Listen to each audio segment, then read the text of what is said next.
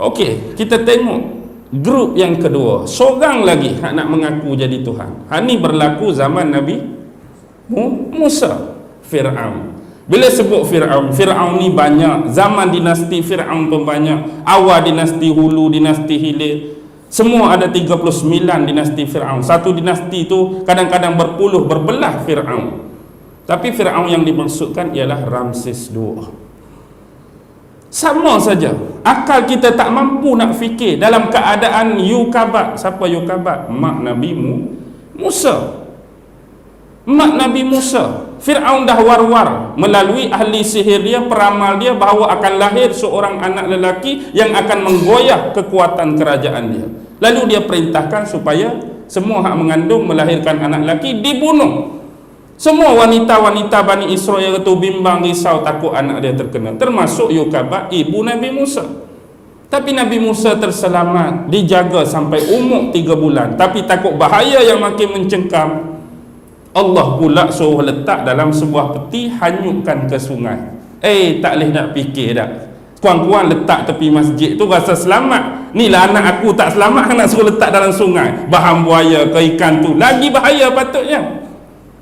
Patut letak tepi masjid, rumah anak yatim ke, sure selamat. Lagi pening kita nak fikir.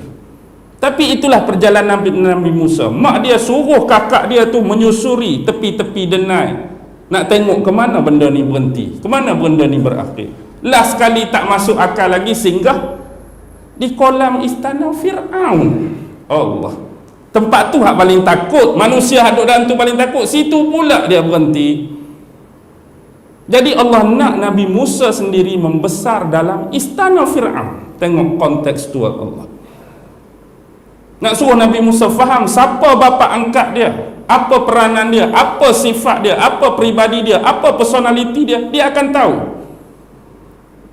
Dan ni kadang-kadang orang di luar kota tu tak boleh buat apa, karuk, maruk. Dia tak ada pun dalam istana tu. Bila dia berbicara, hak ni lah tag lari daripada konteks tu. Keluar orang istana, hang cakap tak betul itu, aku duduk dalam istana, aku tahulah hang cakap merapu, hang tak pernah masuk pun. Jadi Nabi Musa dah diberi pendedahan ini, dia membesar. Jadi sampai konteks pertama duduk dengan Fir'aun, berlakulah penghijrahan. Afalam yasiru, yang Allah suruh. Bila dia tersilap pergi tertumbuk salah seorang bangsa Kipti. Bangsa Kipti, bangsa bapa angkat dia Fir'aun, Nabi Musa, Bani Israel. Bila ada seorang lelaki Bani Israel dengan Kipti bergaduh, Nabi Musa nak pergi tolong. Bila nak pergi tolong, nak tolong bangsa dia Bani Israel, dia pergi tumbuk bangsa Kipti, bangsa bapa angkat dia, mati kawan tu. Sebab takut atas nasihat seorang tua, dia melarikan diri ke negeri Madian, negeri Nabi Syuaib. Tengok, Allah dah jauhkan dia daripada Fir'aun, nak tarbiyah. Di negeri Madian hampir 8 ke 10 tahun dia ditugaskan mengembala binatang ternakan Nabi Syuaib. Ini tarbiyah Allah. Bila kita duduk di tempat kita, kita dah dapat pendedahan. Bila pergi negeri orang, dapat lagi budaya, dapat lagi ilmu, dapat lagi pengetahuan. Nak suruh berkembang kita punya intelektual dan pemikiran. Bila sampai masa izhab ila fir'auna innahu tagha, kembalilah, pergilah kepada Fir'aun, sesungguhnya dia telah melampaui batas. Jadi sampai masa kembali semula ke Mesir. Konteks ketiga, Allah panggil sendiri bila dia singgah dengan isteri dia Safura di kaki gunung Bukit Tur Sina. Naikkan dia ikut satu cahaya yang dia nampak. Situlah lembah Muqaddas Situa, tempat yang suci. Allah tarbiyah terus di situ, bercakap dengan Allah secara terus dan langsung. Wahai Musa, apakah yang berada di tangan kanan kamu? Ini adalah tongkat aku. Aku gunakan untuk menampung tubuh dan badanku sewaktu berjalan. Rujuk surah Taha. Aku gunakan untuk bedai daun-daun kayu, nak bagi makan haiwan-haiwan gembalaan dan ternakanku, dan berapa kegunaan lain. Kita dah cerita pasal konsep ni dulu. Tentang konsep jawab apa yang ditanya. Allah tanya ringkas, mudah. Apa di tangan kanan kamu? Jawapan Musa patutnya tongkat, cukup. Ni dia pergi cerita apa? Oh, tongkat. Lepas tu aku guna buat ni, aku guna buat ni, aku guna buat ni. Dah jadi kebiasaan. Orang akan cerita lebih daripada apa yang ditanya. Saya dah sebut contoh dulu kan, ustaz beli jam baru ke? Sepatutnya cukuplah, baru beli jam baru, berhenti. Oh ni dia duk cerita specification jam pula. Oh jam ni tak ada kat Malaysia, jam ni hanya ada di Singapura. Harga dia bukan murah, mahal. Kalau menyelam boleh beberapa ratus meter dalam dia. Kalau hentak kat batu tak jadi. Soalan dia baru beli jam baru, dia cerita 45 minit baru habis. Betul lah ada cerita spek jam tu, tapi cukup jawab apa yang ditanya. Tu sifat manusia. Dan yang kedua ialah letakkan tangan kamu dalam poket kamu, bila keluar dia jadi cahaya yang bersinar. Nampak tak? Sebab zaman Firaun zaman ahli sihir, maka mukjizat perlu untuk menentang benda tu. Itulah persediaan yang Allah nak bagi, benda yang sama. Sebab tu tak turun lagi Taurat pada Nabi Musa. Turun Taurat Nabi Musa selepas hijrah pembelahan Laut Merah di Bukit Tursina juga. Lepas nyemerang nak pergi Palestin tu baru turun Taurat. Agak-agak kalau Allah suruh bacakan ayat Taurat, Firaun nak dengar tak? Bismillahirrahmanirrahim. Firaun tak mau dengar. Hari ni pun kita pergi baca dekat musuh-musuh Islam, dia tak mau pakai. Walaupun dia tahu Quran tu betul. Firaun tahu ayat Allah tu betul. Jadi cara nak lawan dia, ahli sihir guna mukjizat yang hampir sipi-sipi dengan dia. Jadi selesai di situ. 3 benda dah kan. Duduk dalam istana Firaun, duduk pengalaman dengan Nabi Syuaib, Allah tarbiyah di situ. 1 benda lagi terlekat. Sebab sifat Nabi Musa ni bila dia bercakap gagap. Jadi dia minta siapa dia? Abang dia Nabi Harun membantu dia. Sebab Nabi Harun ni antara kehebatan dia fasih dan petah berkata-kata. Jadi aku takut aku tersilap cakap gagap, takut kalah pula. Jadi minta abang aku Nabi Harun backup. Jadi dia belajar kepetahan dan kefasihan dengan Nabi Harun. Kena belajar juga, jangan main-main. Tapi sebelum dia berhadapan dengan Firaun, apa yang berlaku? Pernah kan Firaun minta Haman buat satu bangunan yang tinggi. Tujuan apa? Dia nak naik atas bangunan hak tinggi tu, dia ambil panah dengan busur, dia panah ke atas. Tiba-tiba takdir Allah, panah dia tu sipi terkena seekor burung. Burung tu tak tahu jatuh ke mana, tapi yang jatuh anak panah yang dilumuri darah. Apa klaim dan dakwaan Firaun? Aku dah bunuh Tuhan Nabi Musa. Aku dah bunuh Tuhan Nabi Musa. Hebat tak?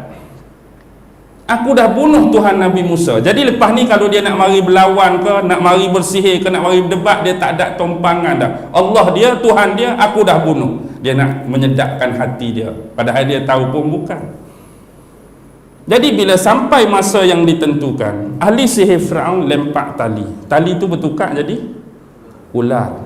Jadi Musa nak guna dah hak Allah tarbiyah, lempak dia punya apa? Lempak dia punya tongkat jadi ular juga, tapi lebih besar dan makan semua ular tadi. Bila ahli sihir Firaun tengok, dia dah tahu mengikut urutan disiplin ilmu magic dan sihir. Sesuatu sihir yang dibuat cuma untuk mengelabui dan hipnotis mata.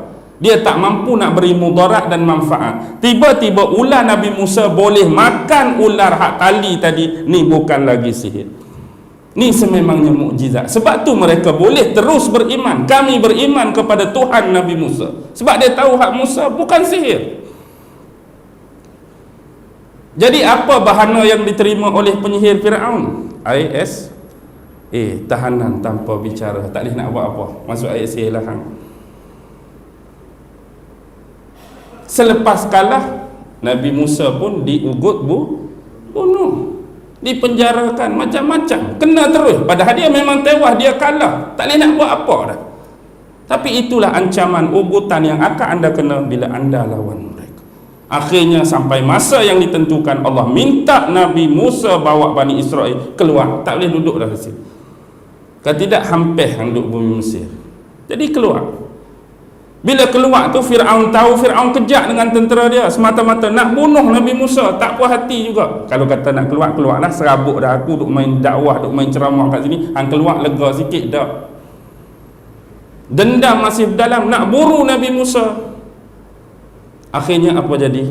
Terjadi pembenahan Laut Merah dan Firaun tenggelam dalam Laut Merah. Masa itulah dia ucap satu benda berlawanan dengan apa yang dia buat. Sekarang baru aku beriman dan percaya kepada Tuhan Nabi Musa dan Bani Israel. Patut tak perlu keluar, tak perlu cakap lah baru sebelum ni hang dah bunuh Tuhan, hang kan dah panah Tuhan. Pasal apa lagi nak ucap aku beriman dan percaya kepada Tuhan Musa, baru sak-sak hang bunuh Tuhan. Sebab dia tahu hak dia buat tu bukan tipu. Hak ni baru dia betul-betul percaya. Tapi Allah terima tak? Sorry. Perlu diberi satu pemahaman di sini, bahawa manusia-manusia yang Allah gambarkan nak mengaku jadi Tuhan tak akan pernah disentuh oleh sesiapa, walaupun Nabi dan Rasul. Namrus, adakah dia dibunuh di tangan Nabi Ibrahim? Allah tak bagi sentuh Namrus, kecuali makhluk dia hak paling hina, cuma seekor nyamuk saja. Fir'aun bukan mati disentuh oleh Nabi Musa, cuma makhluk dia yang nama laut. Cuma kesilapan perkiraan dua orang ni ialah mereka nak bunuh Nabi dan Rasul. Ini adalah kesilapan, dan Dajjal dapat kesan isu ni. Dengan membunuh Nabi, bunuh Rasul dan pesuruh Allah, tidak akan pernah mematikan agama ni. Hang bunuh Nabi Ibrahim, Allah akan ganti dengan Nabi lain. Hang bunuh Nabi Musa, Allah akan ganti dengan Nabi lain. Tetapi Dajjal dia tak buat demikian. Dajjal cuma dia mengambil sikap merosakkan agama. Hak ni lagi berbaloi untuk dia. Hari ni kalau ada orang bunuh saya, akan ada pengganti tak? Pengganti tetap ada. Orang berceramah tetap ada, tak berhenti. Tapi kalau rosakkan agama, memang hak tu lagi berbaloi.